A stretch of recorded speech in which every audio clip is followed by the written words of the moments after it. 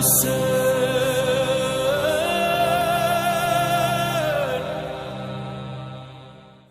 اللہ الرحمن الرحیم۔ ناظرین السلام علیکم، میں ہوں آپ کا میزبان ذیشان علی۔ ہماری اس پیشکش میں آپ سب کا استقبال ہے۔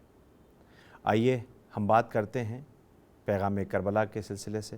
پیغام کربلا یعنی پیغام امام حسین علیہ السلام، اور امام حسین علیہ السلام کا پیغام ہی اسلام کا پیغام ہے۔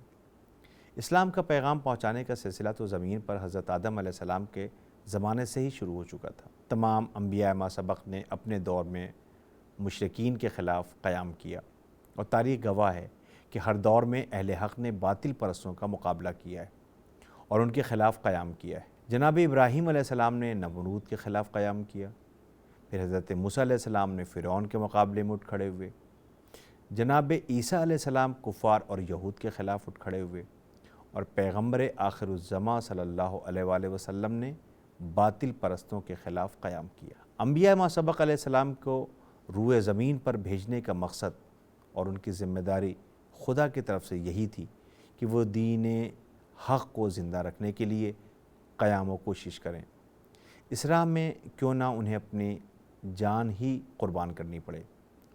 نواسۂ رسول امام حسین علیہ السلام نے بھی دین کو زندہ رکھنے کے لیے کرنے کے لیے قیام کیا، جبکہ جانتے تھے کہ اس راہ میں مصائب و آلام اور سختیوں میں گرفتار ہوں گے، اور آپ کی اولادوں کو بڑی بے دردی سے شہید کر دیا جائے گا۔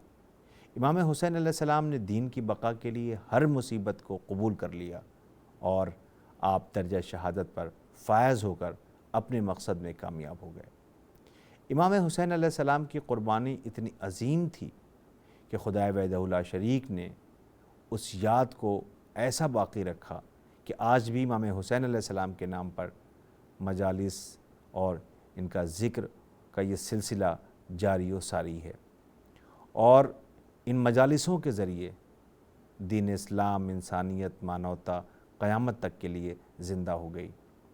مجلسوں کا ہی فیض اور برکت ہے کہ اسلام کے پیغام بیان ہوتے ہیں اور لوگ دین کے احکام کو سمجھتے ہیں، بلکہ یوں کہوں کہ وہ چہرے بے نقاب ہوتے ہیں جو اسلام کے نام پر لوگوں کو گمراہ کرتے ہیں۔ زیارت وارثہ کے ایک جملے میں ملتا ہے کہ میں گواہی دیتا ہوں کہ آپ نے نماز قائم کی، یعنی آپ نے ایسا کام کیا جس سے نماز باقی رہے، اور آگے ارشاد ہو رہا ہے کہ اور زکوٰۃ ادا کی، اور نیک باتوں کا حکم دیا، اور بری باتوں سے روکا، اور آخری سانس تک خدا اور رسول کی اطاعت کرتے رہے۔ اور زیارت اربعین میں بیان ہو رہا ہے کہ اے اللہ، امام حسین علیہ السلام نے لوگوں کو ضلالت و گمراہی سے نجات دلانے کی خاطر اپنی جان دے دی، بلکہ اپنے اہل بیت کی اسیری پر بھی راضی رہے، اور تیری رضا کی بنا پر شہر کی تشہیر بھی قبول کر لی۔ اہل بیت اطہار علیہ السلام اور جناب زینب سلام اللہ علیہا کی اسیری نے بنی امیہ کے کفر اور ان کے باطل کو پہچنوا دیا، اور اسلام کی حقانیت کو واضح کر دیا۔ چونکہ امام حسین علیہ السلام کے عظیم مصائب تھے، اس لیے خداوند عالم نے اس عظیم سانحے کی خبر تمام انبیاء ما سبق کو دی تھی کہ آخری رسول کے نواسے کو پیاسا تن و تنہا بے یار و مددگار قتل کیا جائے گا۔ تو کہا جا سکتا ہے کہ امام حسین علیہ السلام کی شہادت نے قیامت تک کے لیے دین اسلام کو زندگی عطا کر دی۔ آپ کے ماتم میں بہنے والے آنسو سے ملت کی آبرو ہے، آپ کے خون کے طفیل میں اسلام سرخرو ہے۔ آپ نے شہید ہو کر اسلام کو حیات بخش دی، آپ کے مرتبے سے دین نبی نے بلندی پائی۔ اگرچہ کوفیوں نے آپ پر پانی بند کر دیا، لیکن آپ نے اسلام کی عظمت کو واپس لوٹا دیا۔ آپ کے اہل بیت اطہار بے کجاواں اونٹوں پر سوار کیے گئے، اس طرح آپ نے اسلام کا پردہ رکھ لیا۔ جب جناب زینب سلام اللہ علیہ نے یزید کو اپنے خطبوں سے بے نقاب کیا تو یزید کے سامنے بحث کی کوئی گنجائش ہی نہیں رہ گئی۔ یہ ایک حقیقت ہے کہ اگر امام حسین علیہ السلام کی شہادت نہ ہوتی تو دین خدا کا نام و نشان تک نہ ملتا۔ اگر یزید کی بیعت حسین کر لیتے تو آج کفر کا اسلام نام ہو جاتا۔ اس زمانے کی تاریخ کا مطالعہ کرنے پر ہمیں ملتا ہے کہ اس وقت حالات یہ تھے کہ اسلام کچھ ہی دنوں میں مٹنے کی کگار پر تھا۔ انسانیت دم توڑ رہی تھی۔ بنی امیہ نے دین اسلام کو مٹانے کی ٹھان لی تھی، اور مقصد رسول کو جو کہ تمام انبیاء ما سبق کا مقصد تھا اس کو ختم کرنے پر آمادہ تھے۔ امام حسین علیہ السلام ہی تھے کہ آپ نے اپنی جان اور اپنے بھائی، اولاد و اصحاب کی قربانیاں دے کر اور اپنے اہل حرم کی چادر دے کر دین اسلام کو مٹنے سے بچا لیا۔ مٹانے والے کوئی اور نہیں تھے، وہ بھی کلمہ گو تھے، اسلام کا نقاب تھا چہروں پہ۔ امام حسین علیہ السلام کو رسول خدا صلی اللہ علیہ وآلہ وسلم نے ہدایت کا چراغ اور سفینہ نجات کہا ہے۔ رسول خدا صلی اللہ علیہ وآلہ وسلم فرماتے ہیں بے شک حسین ہدایت کا چراغ اور کشتی نجات ہے۔